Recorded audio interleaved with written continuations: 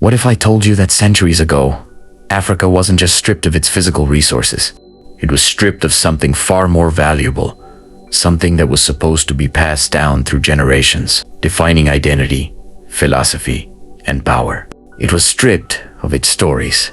And do you want to know the worst part? The world didn't just label these rich, cosmic architectures of belief as primitive folklore. They also made Africans themselves unlearn and demonize their own history. But on this video, we are going to debunk every lies you've been told about African mythology. Let's destroy the biggest lie first, which is the monolith. The colonial world desperately wanted you to believe that African religion was one uniform, monolithic system where every tribe worshipped the same gods in the same way.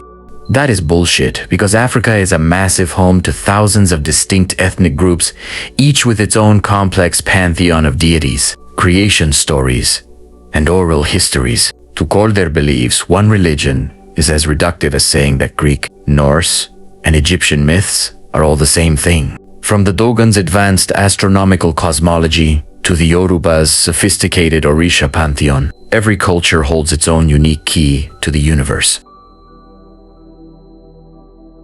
Now, the second lie is that they say is Africans only worship nature because we lack the concept of God. Historians and evangelists even slap the term animist into African traditions, arguing that people were blindly worshipping trees, rivers, and animals out of fear and ignorance, having no comprehension of a supreme being. But the reality is that almost every African culture recognizes a single, omnipotent, supreme God, and in many traditions, God is considered too vast or distant to be approached directly, which is why lesser deities, spirits, and ancestors would act as an advocate. This is directly comparable to saints or angels in Western religions.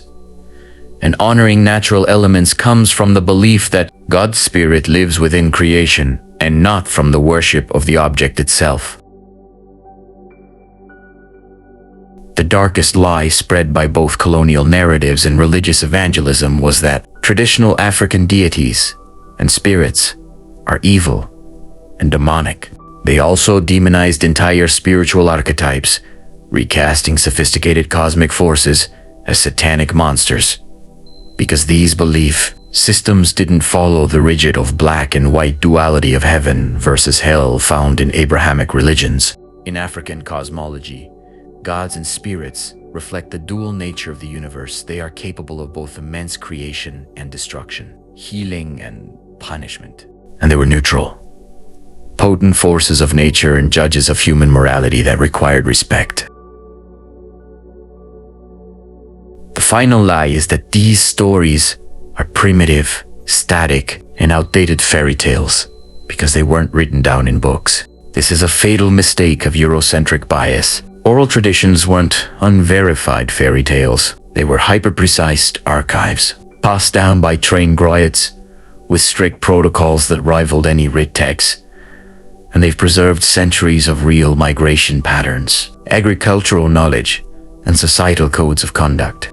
And they are far from dead because these mythologies are currently fueling a massive global renaissance in filmmaking, comics, and storytelling, proving they are essential to the future.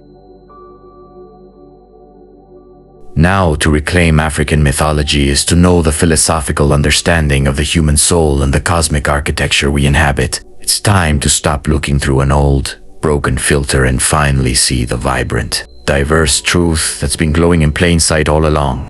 But to truly stop demonizing these mythologies, we must actively unlearn centuries of colonial conditioning. We must stop viewing our traditions as primitive folklore and start recognizing them for what they truly are: advanced systems of philosophy, history, and science. You can start by distinguishing between religion and cultural heritage, engaging directly with oral historians and elders who hold the unaltered history. Also consume decolonized literature from scholars who reclaim the narrative, separate deep mythology from modern superstitions, and actively participate in living cultural festivals. The lens is broken. The truth is here. Step into the cosmos and uncover the architects,